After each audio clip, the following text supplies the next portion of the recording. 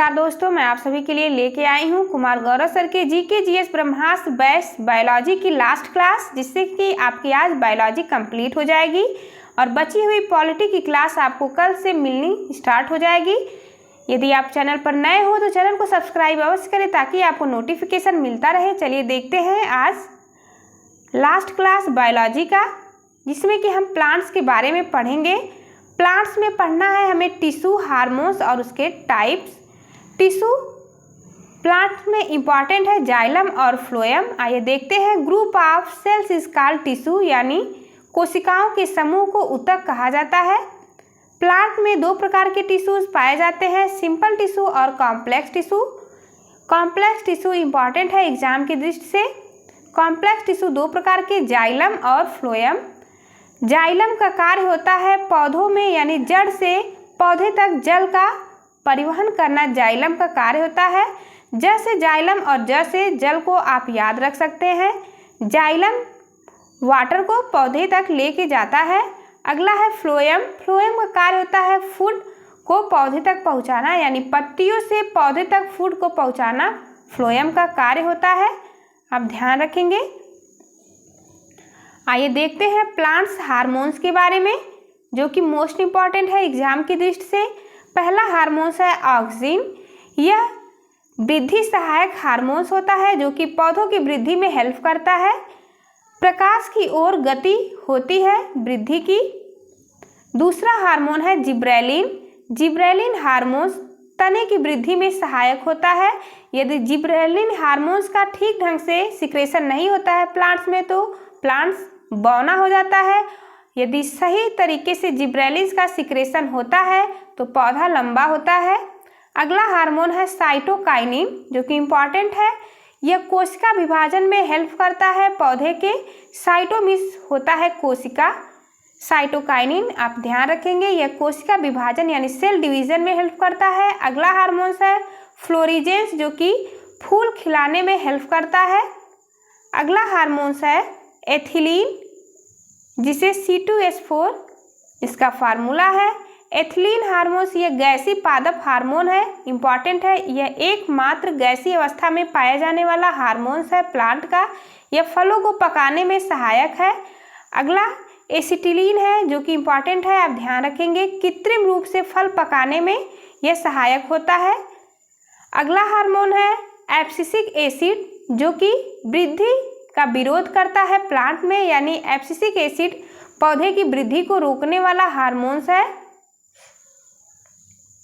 पादप रोग यानी प्लांट डिजीज के बारे में देखते हैं। ब्लैक हार्ट रोग यह आलू में पाया जाता है, O2 की कमी से होता है। टिक्का रोग मूंगफली में होने वाली डिजीज है। खैरा रोग यह धान या पैडी की खेती में रोग होता है, यह जिंक की कमी से होने वाला रोग है। अगला है ब्लैक रस्ट रोग, जो कि गेहूं में होने वाला एक रोग है। व्हाइट रस्ट यह सरसों में होता है। यूपीपीसीएस में पूछा गया क्वेश्चन, येलो वेन मोज़ेक रोग यह भिंडी में होने वाला एक डिजीज है, आप ध्यान रखेंगे, येलो वेन मोज़ेक डिजीज। आइए देखते हैं प्लांट क्लासिफिकेशन के बारे में। प्लांट क्लासिफिकेशन यानी पौधों का वर्गीकरण, यह कई प्रकार से बांटा गया है पौधों को। थैलोफाइटा, ब्रायोफाइटा, टेरिडोफाइटा, जिम्नोस्पर्म और एंजियोस्पर्म के बारे में पढ़ेंगे हम प्लांट क्लासिफिकेशन में। प्लांट को दो भागों में बांटा गया है, क्रिप्टोगैमस और फेंड्रोगैमस। क्रिप्टोगैमस प्लांट में फ्लावर और सीड एब्सेंट होते हैं। फेंड्रोगैमस प्लांट में फ्लावर और सीड दोनों पाए जाते हैं, यानी प्रेजेंट होते हैं। क्रिप्टोगैमस में थैलोफाइटा, ब्रायोफाइटा और टेरिडोफाइटा आते हैं, और फेंड्रोगैमस में जिम्नोस्पर्म और एंजियोस्पर्म आते हैं। इसे अनावृत बीजी और आवृत बीजी भी कहा जाता है। जिम्नोस्पर्म प्लांट बीज इसका फल के बाहर होता है, यानी कि फ्रूट के बाहर सीड्स पाए जाते हैं जिम्नोस्पर्म में, जैसे कि इसका एग्जाम्पल है अनानास का, आप देख सकते हैं उसका बीज फल के बाहर पाया जाता है। आवृत बीजी यानी एंजियोस्पर्म में बीज फल से ढका होता है। यह दो प्रकार के सीड इसमें पाए जाते हैं, मोनोकाट सीड और डाइकाट सीड एंजियोस्पर्म में, आप ध्यान देंगे। आइए देखते हैं थैलोफाइटा के बारे में। यह जल में पाया जाता है, यानी एक्वेटिक प्लांट है। जड़, तना, पत्ती का अंतर करना संभव नहीं होता है थैलोफाइटा के प्लांट में। इसमें जाइलम और फ्लोएम भी एब्सेंट होते हैं। संवहन तंत्र यानी वैस्कुलर सिस्टम पाया जाता है। इसका एग्जाम्पल है शैवाल। शैवाल के बारे में देखते हैं। Study of algae is called phycology. यह एक पादप है क्योंकि यह स्वपोषी होता है, यानी ऐसा प्लांट जो अपना भोजन खुद बनाते हैं वो स्वपोषी कहलाते हैं। प्रकाश संश्लेषण की क्रिया द्वारा पौधे अपना भोजन बनाते हैं। अगला है इनका स्टोरेज फूड स्टार्च होता है। सेल वॉल पाया जाता है। सेल वॉल सेलुलोज की बनी होती है और इसमें हरित लवक यानी प्लास्टिड भी पाए जाते हैं। इस कारण से एल्गी को प्लांट माना जाता है। अगला देखते हैं फंगस। फंगस की स्टडी को माइकोलॉजी कहते हैं। एल्गी और फंजाई को मिला करके लाइकेन बनता है। लाइकेन एक सहजीवी पौधा है। ये इम्पॉर्टेंट एल्गी के बारे में देखते हैं। क्लोरेला जो कि एक एल्गी है, यह अंतरिक्ष यात्री भोजन के रूप में इसका यूज करते हैं। एनाबीना यह नील हरित शैवाल है, यानी ब्लू ग्रीन एल्गी है। लाइकेन यह सहजीवन है एल्गी और फंजाई का। अगला देखते हैं ब्रायोफाइटा के बारे में।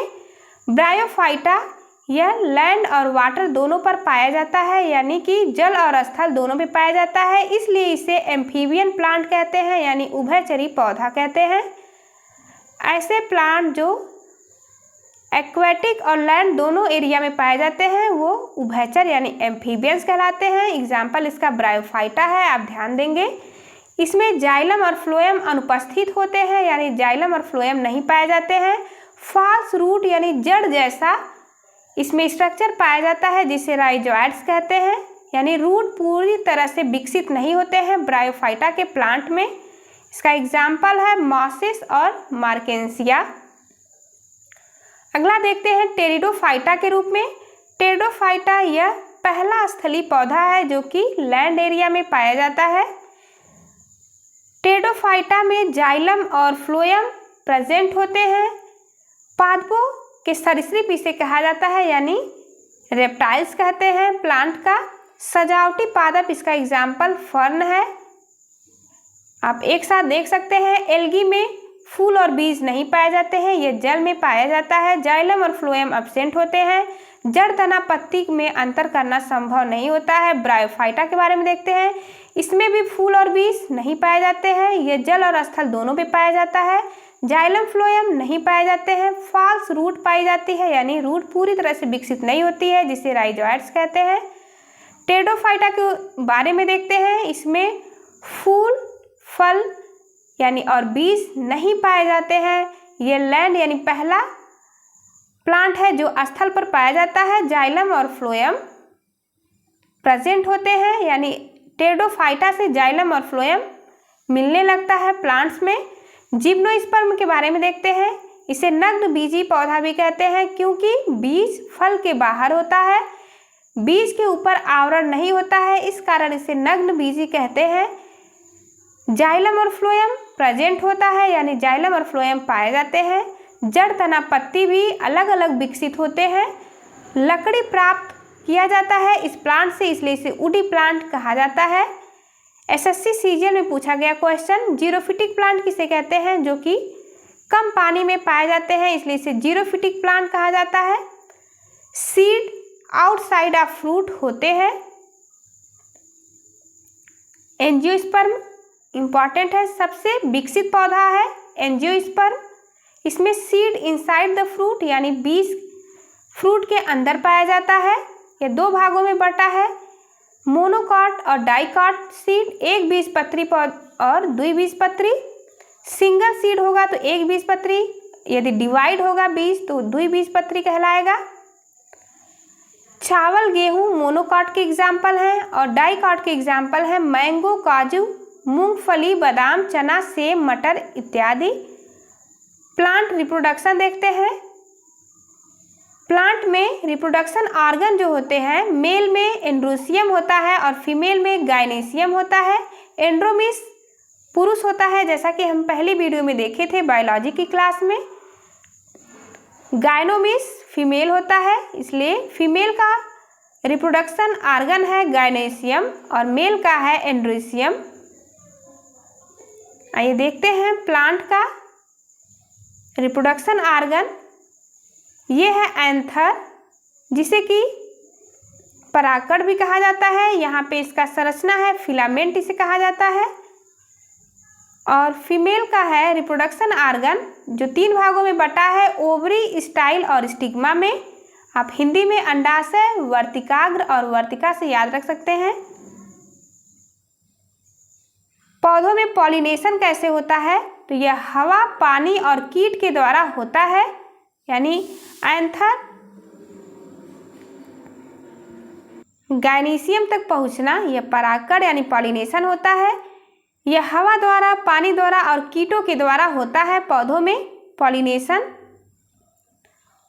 ओवरी से फ्रूट बनता है और ओव्यूल से सीड बनता है। अब ध्यान देंगे, मोस्ट इंपॉर्टेंट है, यानी फ्रूट का निर्माण ओवरी से होता है और ओव्यूल से सीड का निर्माण होता है। बाइसेक्सुअल प्लांट, इसमें नर मादा दोनों एक ही में पाए जाते हैं, यानी एक ही प्लांट में नर और मादा दोनों प्रेजेंट होते हैं। एग्जाम्पल है तिलहन, दलहन और अनाज। प्लांट किंगडम के बारे में आइए देखते हैं। हम देखेंगे प्लांट और एनिमल दोनों के किंगडम के बारे में। सबसे पहले देखते हैं प्लांट किंगडम। वर्गीकरण के पिता यानी टेक्सोनॉमी के फादर कैरोलस लिनियस को कहा जाता है। इनकी बुक का नाम है सिस्टेमा नेचुरी। इनके द्वारा द्विनाम पद्धति दिया गया है। ये 2 भागों में नाम बटे होते हैं, वंश का नाम होता है और जाति का नाम होता है। एग्जाम्पल है होमो सैम्पियंस, जैसे कि होमो वंश का नाम हो गया और सैपियंस ये जाति का नाम हो गया ह्यूमन के। हमेशा वंश का नाम का पहला लेटर कैपिटल होता है। आप ध्यान देंगे, क्योंकि स्मॉल लेटर में लिखा होगा तो यह गलत होगा। हमेशा वंश का नाम कैपिटल लेटर में होता है। पंच जगत सिस्टम, यह इन्होंने आर.एच. व्हिटेकर के द्वारा यह दिया गया है। पंच जगत सिस्टम 1969 में आर.एच. व्हिटेकर ने 5 भागों में प्लांट्स किंगडम को बांटा था। आप देख सकते हैं, सबसे पहले यह प्रोकैरियोटिक और यूकैरियोटिक में बटे। प्रोकैरियोटिक में आएगा मोनेरा, जीवाणु, माइकोप्लाज्मा, इसके एग्जाम्पल हैं, आप ध्यान देंगे। और यूकैरियोटिक में एक कोशिकी और बहुकोशिकी में बटा है। यूकैरियोटिक में यानी जिसमें न्यूक्लियस विकसित होते हैं उसे यूकैरियोटिक कहा जाता है।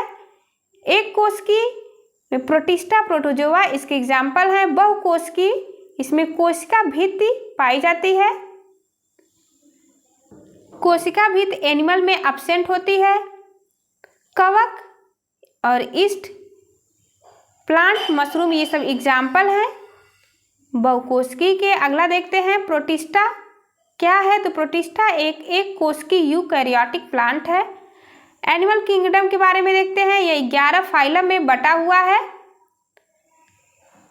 पोरीफेरा, यह छिद्र युक्त होता है, यानी छिद्र पाए जाते हैं इसके शरीर पर।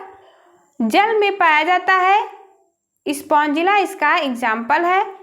निडीरिया, यह पॉलिप, इस कोरल भी कहते हैं इसे, यह भी जल में पाया जाता है।